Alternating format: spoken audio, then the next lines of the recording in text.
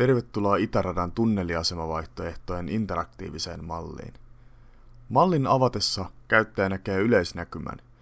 Yleisnäkymä on Porvoon alueesta, jossa näkyy Porvoon keskustan sekä Puistokadun asemavaihtoehdot.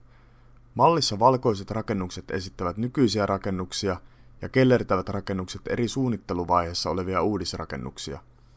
Tunnelissa kulkeva rata on merkitty maanpinnalle rusehtavan punaisella. Käyttäjä pystyy liikkumaan ja tutkimaan mallia itsenäisesti.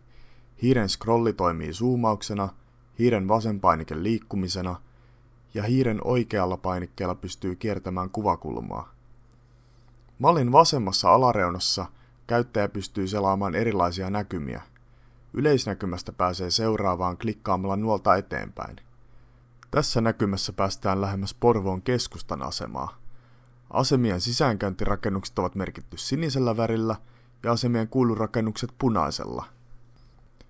Porvoon keskustan aseman maanalainen asemalaituri jakaa aseman rakennukset joen molemmille puolille. Seuraava näkymä vie käyttäjän Puistokadun asemalle. Puistokadun asemavaihtoehdon läheisyyteen on esitetty useita uudisrakennuksia. Maanpinnalla nähdään Puistokadun kaavakartta, joka muokkaa alueen rakennetta. Viimeisimmässä näkymässä on Porvoo nykyisin, eli ilman asemavaihtoehtoja ja uudisrakennuksia.